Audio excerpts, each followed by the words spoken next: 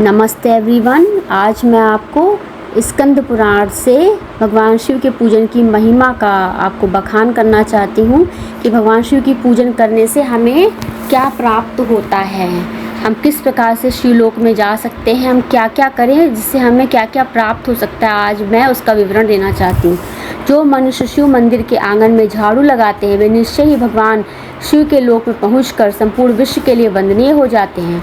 जो भगवान शिव के लिए यहाँ अत्यंत प्रकाशमान दर्पण अर्पण करते हुए आगे चलकर शिव जी के सम्मुख उपस्थित रहने वाले पार्षद होंगे।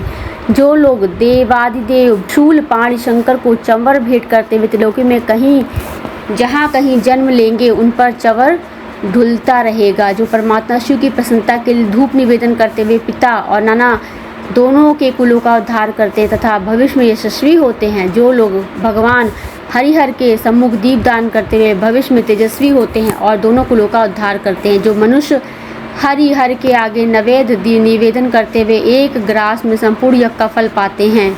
जो लोग टूटे हुए शिव मंदिर को पुनः बनवा देते हैं वे निसंदेह द्विगुण फल के भागी होते हैं।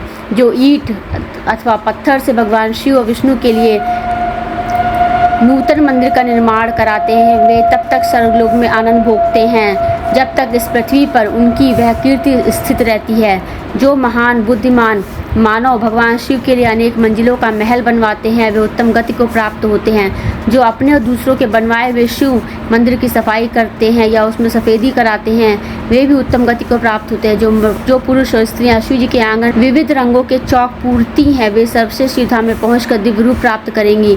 जो पुण्यात्मा मनुष्य भगवान शिव को चंदोवा भेंट करते हुए स्वयं तो शिवलोक में जाते ही हैं तथा अपने समस्त कुल को भी तार देते हैं। जो अधिक आवाज़ करने वाला घंटा लेकर उसे शिव मंदिर में बांधते वे भी त्रिलोकी में तेजस्वी कीर्तिमान होंगे। धनवान हो या दरिद्र जो एक दो या तीनों समय भगवान शिव का दर्शन करता है वह सुखी रहता है, समस्त दुखों से छूट जाता है। हे हरे और हे हर इस प्रकार भगवान शिव तथा भगवान विष्णु के नाम लेने से परमात्मा शिव ने बहुतेरे मनुष्यों की रक्षा की है। तीनों लोकों में महादेव से बढ़कर दूसरा कोई देवता दिखाई नहीं देता, इसलिए सब प्रकार के प्रयत्नों से भगवान शिव की ही पूजा करनी चाहिए। पत्र पुष्प फल अथवा स्वच्छ जल तथा कनेर से भी भगवान शिव का पूजन करके मनुष्य उन्हीं के समान हो जाता है। मदार का फूल करने से 10 गुना श्रेष्ठ माना गया है। आँख के फूल से भी 10 गुना श्रेष्ठ है। धतूरे आदि का फल नील कमल 1000 कचनार से भी श्रेष्ठ माना गया है। यह चराचर जगत विभूति से प्रकट हुआ है। वह विभूति भगवान शिव के अंगों में भली भांति लगती है, उसे श्रवण करना चाहिए। जिनके मुख से नमः शिवाय यह पक्षाक्षर मंत्र सदा उच्चारित होता रहता है वे मनुष्य भगवान शंकर के स्वरूप हैं। प्रातः काल मध्याह्न काल और संध्या के समय शंकर जी का दर्शन करना चाहिए। प्रातः काल भगवान शिव के दर्शन से संपूर्ण पातकों का नाश हो जाता है। दोपहर के समय शिव जी के दर्शन से मनुष्य के 7 जन्मों के पाप नष्ट हो जाते हैं तथा रात्रि काल में शंकर जी के दर्शन से जो पुण्य होता है उसकी तो कोई गणना ही नहीं है।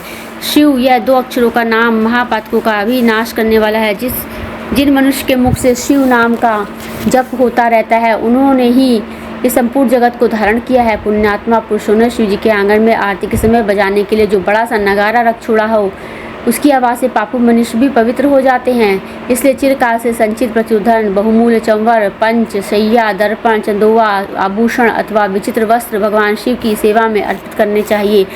पुराण पाठ कथा इतिहास और संगीत आदि नाना प्रकार के आयोजन भगवान शिव को प्रिय है, इनकी व्यवस्था करनी चाहिए। ऐसी व्यवस्था करके पापी मनुष्य भी अपने पाप से मुक्त होकर शिवलोक में चले जाते हैं।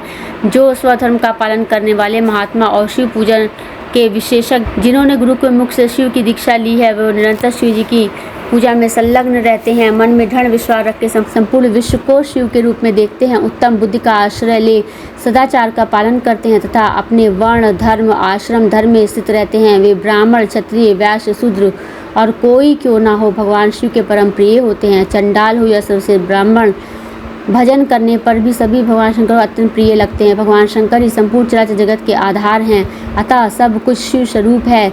यह बात विशेष रूप से जाननी चाहिए। वेद पुराण शास्त्र उपनिषद आगम और देवता सबके द्वारा भगवान सदाशिव ही जानने योग्य है। मनुष्य निष्काम हो या सकाम सबको भगवान सदाशिव की आराधना करनी चाहिए।